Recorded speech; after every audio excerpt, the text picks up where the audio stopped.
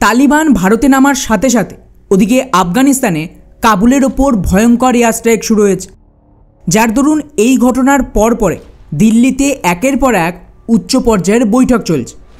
এমনকি মাত্র কয়েক ঘন্টা আগে ভারতীয় এনএসএ অজিত ডোভালও একটা গোপন বৈঠকে বসেছে, যা কিন্তু সরাসরি বিরাট বড় ঝড়ের পূর্বাভাস দিচ্ছে। আর ঠিক যেমনটা আমি বলেছিলাম, সময় হয়ে গেছে পাকিস্তানের বিরুদ্ধে দ্বিতীয় দফার সংঘাত, যার ইঙ্গিত ভারতের রক্ষামন্ত্রী আর সেনাবাহিনী দুপক্ষ থেকেই মিলেছে। কিন্তু এবারের বিশেষত্ব হলো, এবারে ভারত একা না, এই লড়াইয়ে ভারতের পাশে দাঁড়িয়েছে আফগানিস্তান বা তালিবান, যার দরুন তালিবানের বিদেশমন্ত্রী তড়িঘড়ি একটা প্রতিনিধি দল নিয়ে দিল্লিতে পৌঁছে গেছে এবং তিনি দিল্লিতে পা রাখার কয়েক ঘন্টার মধ্যে ওদিকে পাকিস্তান আফগানিস্তানের ওপর হামলা করে দেয়।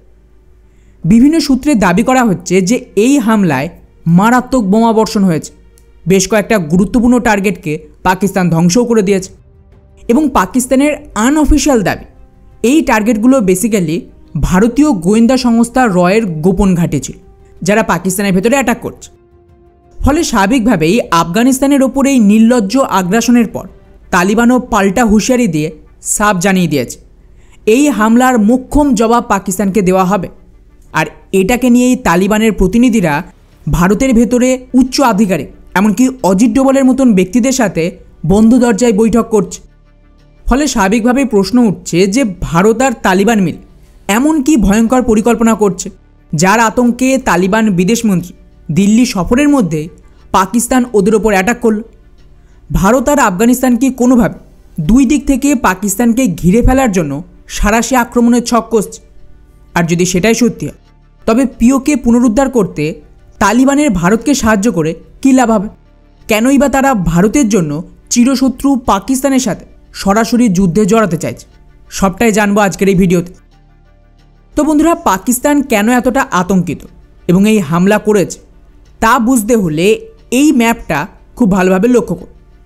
এখানে খেয়াল করলে দেখবেন যে ভারতের জম্মু আর কাশ্মীরের সাথে আফগানিস্তানের একটা সংকীর্ণ সীমান্ত রয়েছে, যা ওয়াখান করিডোর নামে পরিচিত।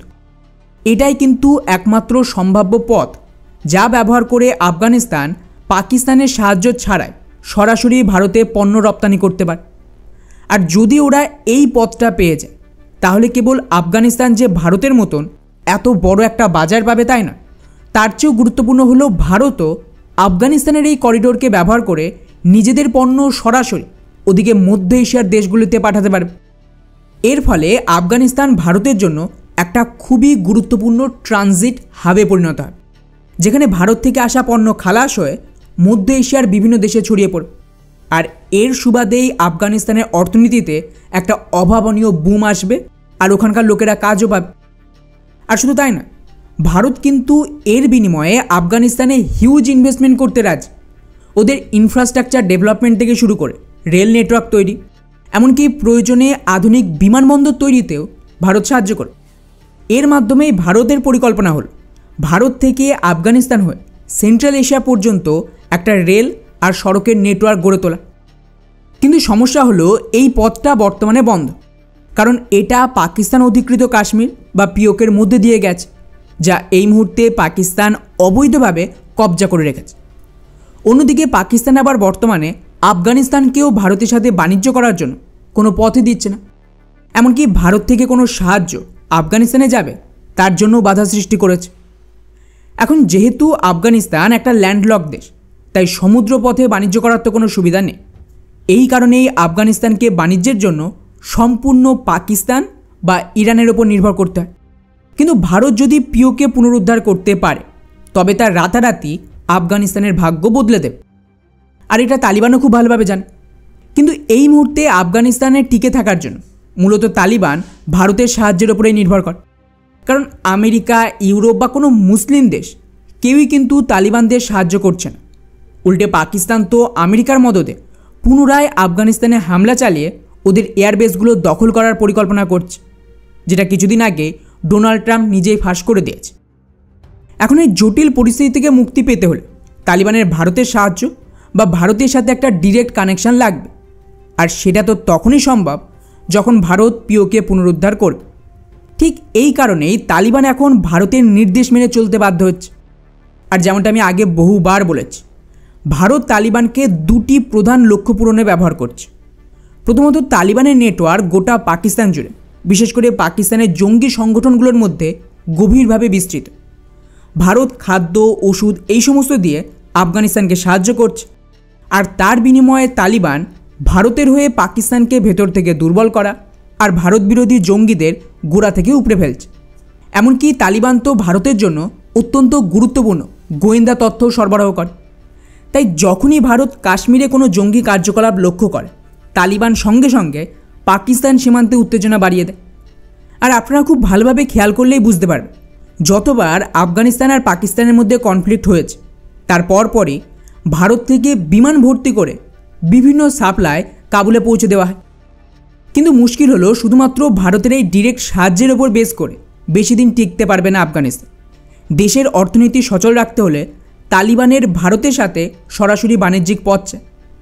আর এই প্রেক্ষাপটেই ভারত চাইছে, যখন পিওকে পুনরুদ্ধারের জন্য চূড়ান্ত অভিযান করা হয়, সেই সময় তালিবান দুটো গুরুত্বপূর্ণ কাজ করে ভারতকে সাহায্য করবে। প্রথমত, পাকিস্তানের ভেতরে বালুচ বিদ্রোহীদের উস্কে দিয়ে তাদের পাক সেনাবাহিনীর বিরুদ্ধে ময়দানে নামাতে বাধ্য করবে। এর জন্য প্রয়োজনীয় যা সাপোর্ট দরকার সেটা আফগানিস্তান থেকে আসবে। এর ফলে পাকিস্তান সেনাবাহিনীর একটা বিরাট অংশ বালুচিস্তানে আটকে পড়বে আর দেশটা ভেতর থেকেই দুর্বল হতে শুরু করবে। দ্বিতীয় কাজ হল, ভারত যখন সরাসরি পিওকে আক্রমণ চালাবে, সেই মুহূর্তে আফগানিস্তান ডুরান লাইনে পাকিস্তানের সাথে কনফ্লিক্ট শুরু করবে, কারণ ওরা ডুরান লাইনকে মানেই না। এর ফলে পাকিস্তান একই সঙ্গে দুটো ফ্রন্টে একটা বিধ্বংসী যুদ্ধে জড়িয়ে পড়বে এবং সেই সুযোগে বালুচ আর টিটিপি জঙ্গিরাও ভেতর থেকে পাকিস্তান সেনাদের ওপর মরণ কামড় বসায়। আর এই পথেই আরও এক ধাপ এগোত অবশেষে ভারত তালিবানকে কিন্তু আনুষ্ঠানিকভাবে স্বীকৃতি দিতে রাজি হয়েছে। ফলে স্বাভাবিকভাবে পাকিস্তানও ভারতের এই পরিকল্পনার আঁচ পেয়েছে। এর আগে যখন ভারতের বিদেশমন্ত্রী প্রথমবার তালিবানের সাথে সরাসরি ফোনে কথা বলে, তারপরেই মনে করুন পাকিস্তান ওদেরকে একটা মেসেজ দিতে আফগানিস্তানের ওপর হামলা করেছিল, যাতে সেই সময় প্রায় 15 জনের বেশি মানুষ মারা পড়ে। আর এবারেও যখন ভারত তালিবানের প্রতিনিধিদের ভারতে আমন্ত্রণ জানালো, ঠিক সেই রাতেই পাকিস্তানের বায়ুসেনা কাবুলে ঢুকে হামলা করে তালিবানকে ভয় দেখানোর চেষ্টা করছে। কিন্তু টু বি অনেস্ট, এতে ভারতেরই সুবিধা হয়েছে, কারণ পাকিস্তান যত বেশি ওদিকে আক্রমণ করবে, তালিবান তত বেশি পাকিস্তানের বিরুদ্ধে গিয়ে ভারতের দিকে ঝুঁকবে। এতে তালিবানের তো হারানোর কিছু নেই, ওরা অলরেডি গত 20-25 বছর ধরে আমেরিকার মতন দেশের বিরুদ্ধে যুদ্ধ করছে। তাই আরও কয়েক বছর যুদ্ধ করে যদি ভারতের সাথে সরাসরি একটা কানেকশন তৈরি করা যায় এবং ভারতের এই রুটটাও পেয়ে যায়, তো স্বাভাবিকভাবে ওরা ইকোনমিক্যালি এতটাই স্বাবলম্বী হয়ে যাবে যে ভবিষ্যতে পাকিস্তান বা আমেরিকা কেউ আফগানিস্তানকে নিজেদের স্বার্থে ব্যবহার করতে পারবে না বা তালিবানকে ক্ষমতা থেকে সরাতে পারবে না। যার আওতায় এই মুহূর্তে ভারতের দিল্লিতে আমাদের শীর্ষ আধিকারিকরা তালিবানদের সাথে আলোচনা চালাচ্ছে। খুব শীঘ্রই আপনারা খেয়াল করবেন যে কীভাবে তালিবানের মদতে গোটা বালুচিস্তানে বিদ্রোহের আগুন জ্বলে। আর পাকিস্তান এটাকে ঠেকাতে এই যে হামলাটা করল, তাতে ঠিক কতটা ক্ষয়ক্ষতি হয়েছে তা তো এখনও স্পষ্ট নয়। কিন্তু এই সুযোগকে কাজে লাগিয়েই ভারত তালিবানকে পুরোপুরি নিয়ন্ত্রণে এনে পাকিস্তানকে দুদিক থেকেই পিষে ফেলার একটা নতুন পথ পেয়ে গেল।